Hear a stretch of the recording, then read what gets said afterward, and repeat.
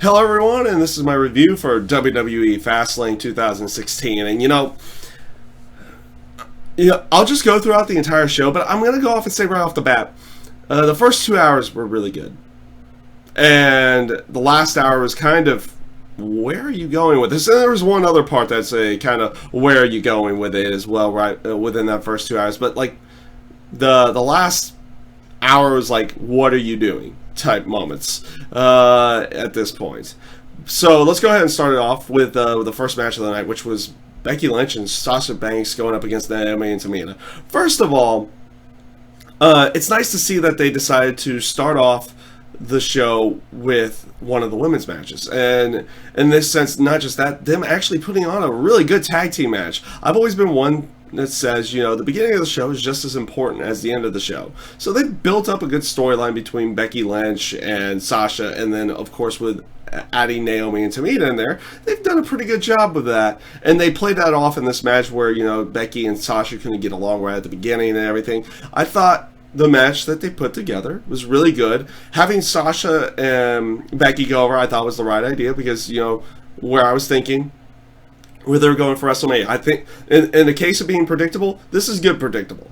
They work together for tonight, and then as of, afterwards, they're not going to probably be working together at all. So, fair enough. I liked it. I thought it was a good idea where they went. Also, the aspect of the match itself. Good work rate throughout the entire match. I liked, the spots that they pulled off and everything in there. I thought they did a good job here.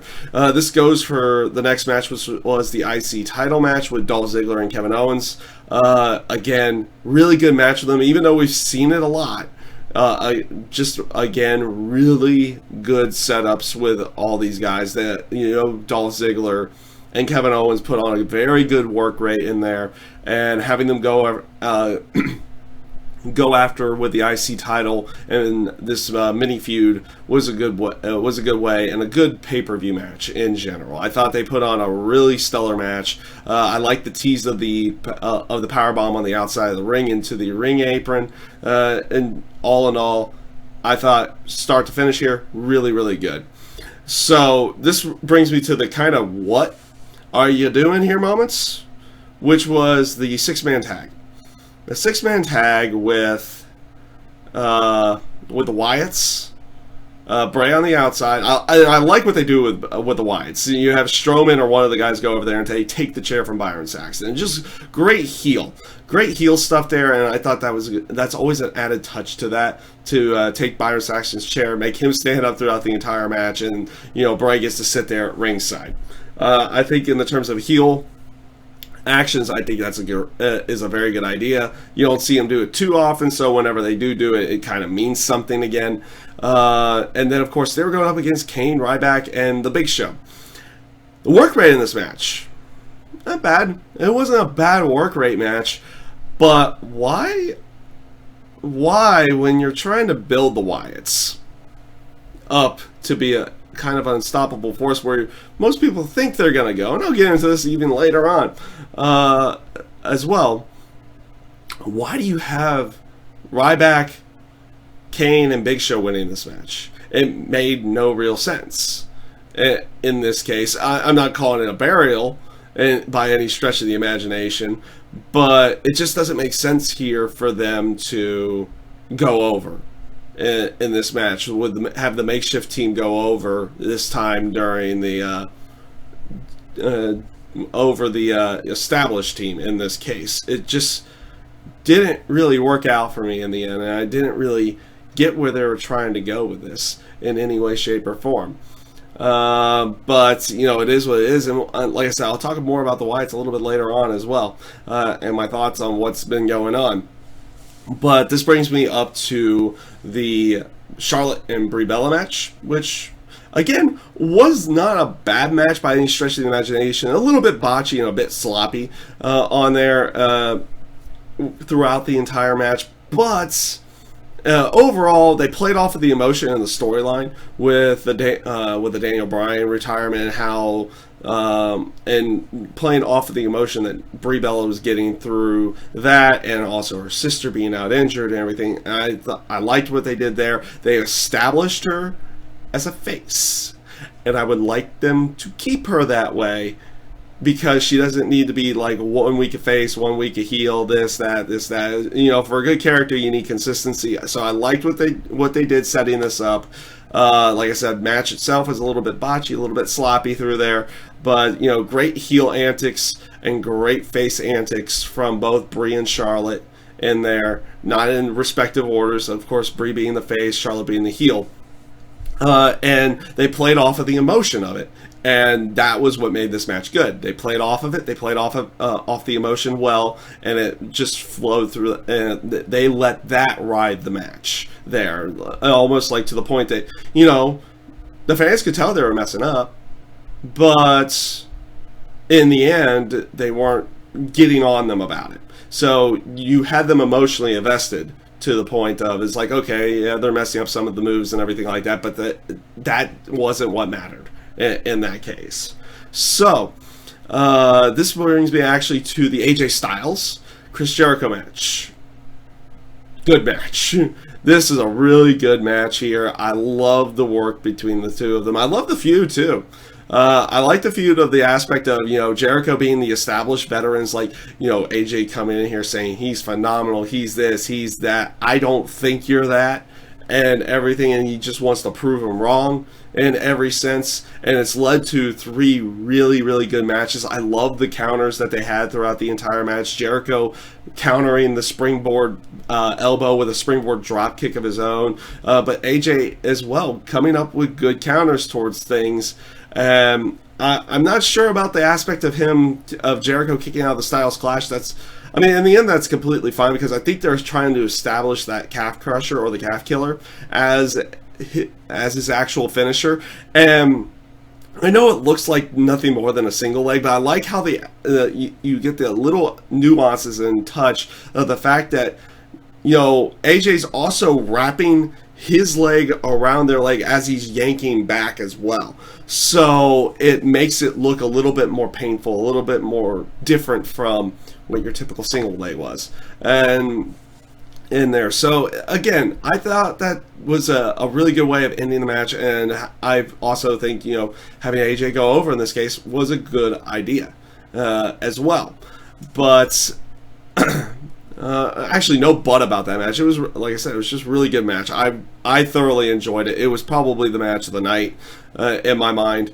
But this brings me to the last hour of the show, and everything in that sense, and where they went with everything. And you know, you have them begin the last hour of the show with the New Day and the Cutting Edge Peep Show segment. First of all, I thought that was really it was like really funny right off the bat. The banter between the New Day and between Edge and Christian was really, really good. I thought that was all good here. But obviously, most of these shows end in some kind of physicality, but you can't really do that with Edge and Christian.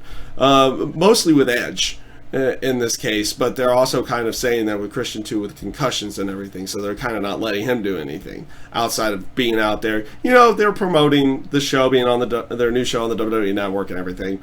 Okay, that's absolutely fine. But having League of Nations come out as you know, the counteracting to the New Day, and there was really in the end just no physicality. It was just a little bit of banter. Like the ending of this segment was like, huh? Really? This is where you're going? I mean, first of all, you have New Day who's supposed to be heel, and they end out being on the side with Edge and Christian, who are wacky and babyface, with League of Nations just kind of in the ring after the banter, like, okay. Like the ending of that segment was done so poorly. I mean, the stuff that they were doing, the stuff New Day and Edge and Christian were doing were funny, but it's like, this makes no sense. Like, these two were bantering against each other. Why didn't Edge and Christian bring somebody out that would actually mean something in the end? So that one kind of got me. And then they added the match with Curtis Axel and R-Truth. Short match. Overall, like, I'm not gonna lie here. Like, Curtis Axel and Heath Slater and Bo Dallas, like their styles and everything kind of mesh together a lot better. Adam Rose is kind of, it's kind of out there. I get they're supposed to be for like social outcasts and everything like that, and they're not supposed to necessarily mesh together all that well. They're just four guys coming together to try to make something of themselves. But you could tell like there's an actual chemistry between Axel and Heath Slater and Bo Dallas. Adam Rose is kind of the out there moment, though I did like their aspect of them trying to come up with different cars that they would call themselves, going throughout the after Adam Rose like we're four Priuses on the road to WrestleMania, and there's like Bo Dallas like going with the best one for safety record, and you had like Heath Slater going the more southern or more traditional like Chevy Malibu, and then of course you have Curtis Axel going with just being a tank in general. I thought some of that stuff was really good in there. The match with him and R-Truth was what it was. They were trying to play off a little bit more with the Goldust and R-Truth thing, but it really didn't have much of a place on the pay-per-view other than just being there and being a little bit of filler. So that's all that was there. Now this leads into the main event, which was Brock Lesnar, Dean Ambrose, Roman Reigns, number one contendership. And I'll put it like this: the work rate in this match was top notch. These three went out there and put on a pretty darn good triple threat. Storyline wise,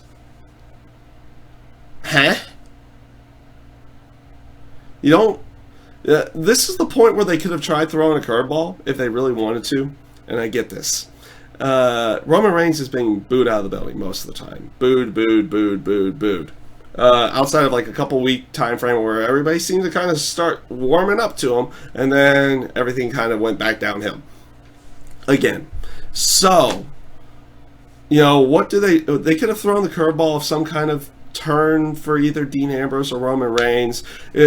And also for good predictability and wanting to continue on that storyline, where were the Wyatts?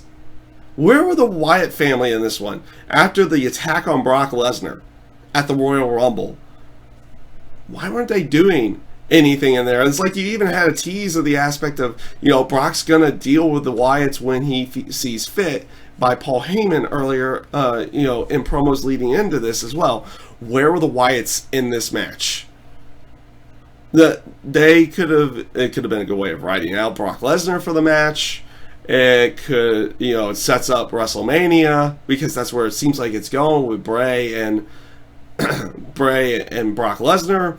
So you have them not interfere in the actual match, and you have the Wyatt family itself lose their match. It's like, okay, where are you going with the Wyatt family? Like, and what are they going to do going into WrestleMania with them?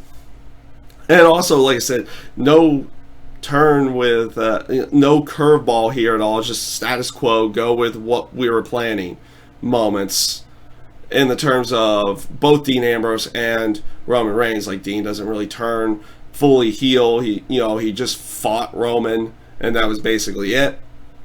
And no real tension built up at all throughout the entire match itself. The work rate of the match was good, and what happened was what I expected to happen, which was Roman Reigns going over in this case. But you got no extra curveball, no extra drama, no extra anything that extra anything going into WrestleMania with this match.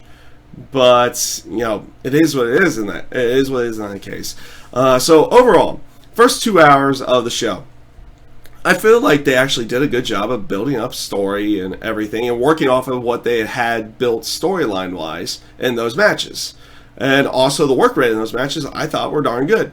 They had really good stuff in there. My only question was like why Ryback, not Roman Reigns, but why Ryback, Kane, and Big Show go over the Wyatts in this case. But in the end, nothing too crazy about that at that point in time. But overall, really good first 2 hours in there. Loved the matches that happened.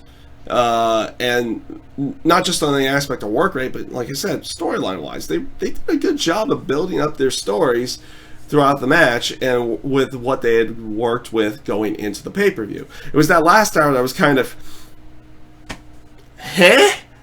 Really? This is where you're going with everything?